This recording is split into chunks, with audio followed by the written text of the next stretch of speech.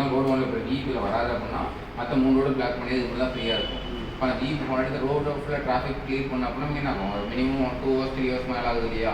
அதுக்கு என்ன பண்ண போகணும்னு பார்த்தீங்கன்னா நம்ம ரோடு எப்படி கண்ட்ரோல் ஆகும், விஇபி எப்போ வராது வர டைமில் மட்டும் என்ன ஆகும், ரோடு வந்து அவங்க கண்ட்ரோலில் இருக்கும். இந்த மாதிரி க்ளீனாக இருக்கும். அதை தாண்டி போனால் திரும்ப ரோடு மாறுறப்ப ஈஸியான டிராஃபிக் வந்து ஒரு 5-10 minutes ஈஸியான டிராஃபிக் வந்து அவாய்ட் பண்ணிக்க முடியும். அதான் கான்செப்ட். அதுக்கு என்ன பண்ண போகிறோம், மொத்தம் 2 ஆப்ஷன் யூஸ் பண்ண போகிறோம்ப்பா. ஒன்று IoT யூஸ் பண்ண போகிறோம், இன்னொன்று என்ன யூஸ் பண்ண போகிறோம் அப்படின்னு பார்த்தீங்கன்னா ஒயர்லெஸ் கம்யூனிகேஷன் சிபி அப்படின்னு சொல்லுவாங்க. 2 கம்யூனிகேஷன் யூஸ் பண்ண போகிறோம். எதுக்கு அப்படின்னு பார்த்தீங்கன்னா ஒரு ஆம்புலன்ஸ் அந்த ரோடில் வந்துச்சு அப்படின்னா ஆம்புலன்ஸ் ஃபர்ஸ்ட் ப்ரிப்பேரன்ஸ் கொடுக்கறதுக்காக ரோடு எந்த ரோடில் ஆம்புலன்ஸ் வருதோ அந்த ரோடு ஆட்டோமேட்டிக்காக செக் பண்ணி பார்த்துட்டு அந்த ரோடு க்ளீனாக மாறிடும், மற்ற ரெட்டாக மாறுற மாதிரியும். அதே சேம் டைம் IoT எப்படின்னா விஇபி கான்செப்ட் மாதிரிப்பா. அந்த விஇபியோட ஆப்பில் வந்து ஆப் கொடுத்துருவோம். ஓகே, அந்த ஆப் ஓப்பன் பண்ணிட்டு அவர் எந்த ரோடு செலக்ட் பண்ணுறாரோ ரோடு என்ன பண்ணும், க்ளீனாக மாறிடும், மற்ற ரெட்டாக மாறிடும். அந்த ஏரியா தாண்டி போனால் திரும்ப என்ன பண்ண ஆட்டோமேட்டிக்காக நாம ரோடுக்கு மாறிடுற மாதிரி. ஓகே, சரி அவங்க கான்செப்டாக இருக்கும். ஓகேப்பா.